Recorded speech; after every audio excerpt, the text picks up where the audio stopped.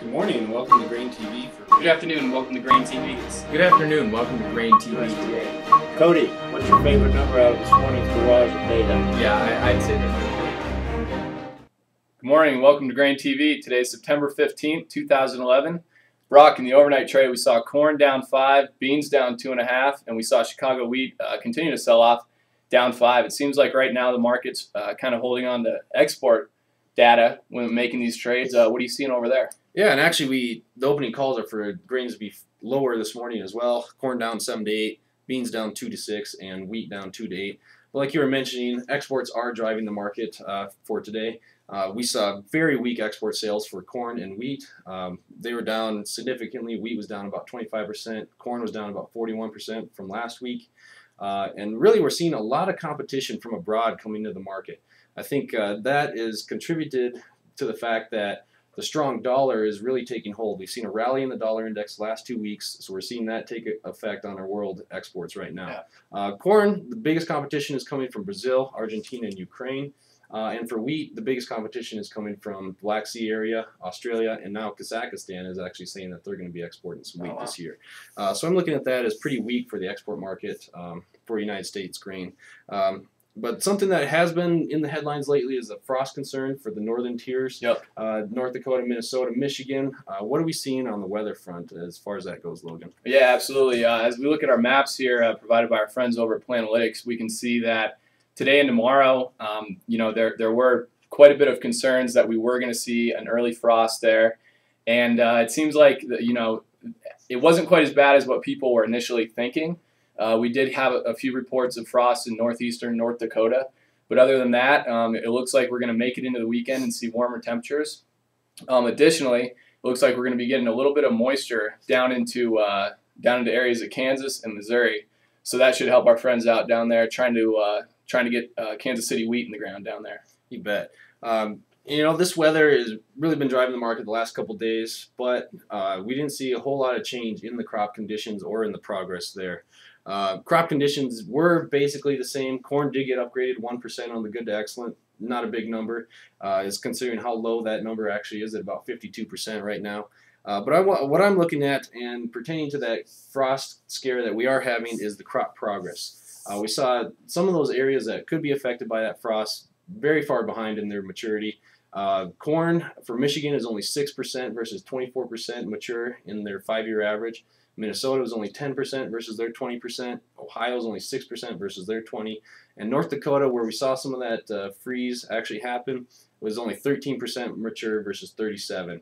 And as far as soybeans go, we saw a similar story. Minnesota is well behind on their dropping leaves stage. We're only 9% versus the 30% on their 5-year average. And Michigan's only 6% on their versus 18% on their 5-year average. So I'm looking at that as the crops are still in the late stages of development, so they could be affected by that freeze that you were talking about just a bit ago.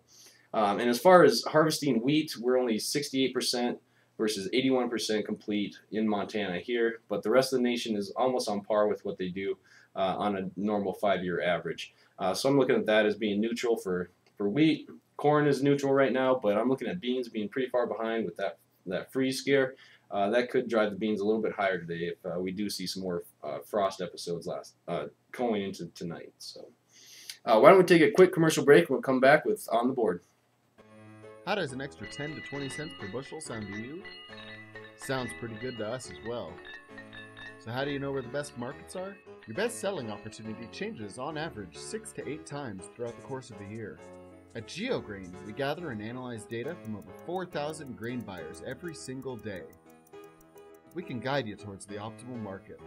GeoGrain, global markets, local precision. Visit our website for a free personalized market. Brock, let's go over to the Fire Tip trading platform and see what the market's doing this morning. Yeah, this is the platform that all of our producers that are clients of ours get to actually take a look at, see the live quotes, see the bid and ask spread. But right now we're actually down about 9 on December corn. Soybeans are down 13. Wheat is down 7.5 on Chicago and 5.5 on Kansas City. So we're basically in line with those opening calls that we had. We thought it would be kind of weak coming out of the overnight break. These export sales numbers that came out were pretty bearish for corn and wheat. Slightly supportive for soybeans, but we are really seeing it take take it on the chin right now for soybeans. All across the board, really selling off. Yeah.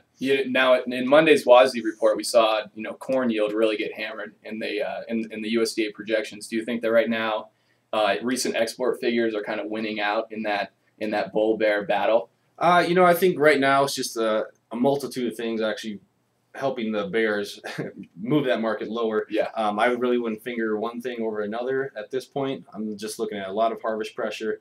Some basis levels are actually changing around quite a bit. And actually, speaking of basis levels, let's take a look at what's going on with new crop soybean basis. Yeah. Well, over the last week here, we've seen new crop soybean basis continue lower, down roughly 1.5 cents across the country. As you were saying before, the export market right now isn't giving anybody anything to hold on to. And we've seen elevators in the southern tier states lower basis by 4 cents or more just over the last week here. As you can see, we do have a little bit of a pocket of strength across areas of southern Kansas and Missouri.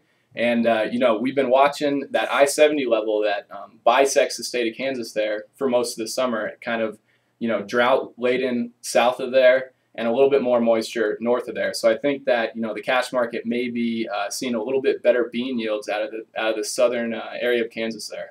Yeah, there's definitely some opportunities. If you were perhaps in the Oklahoma or the northern Kansas areas, you could just truck your beans just a little bit closer into the middle of that state and actually get quite a bit better basis level. Yeah. If you check out GeoGrain, we'll be able to help you out and figure out which market is actually best for you in that area. Yeah, absolutely. So that's what's going on in new crop soybean basis levels, but everyone's kind of concerned about the ethanol picture with the mandates and tax subsidies coming up for renewal at the end of the year. Yeah. Looks like they're going to be actually rejected or allowed to expire at this point. But let's take a look at what happened last week in the export arena. About 879,000 barrels were produced per day.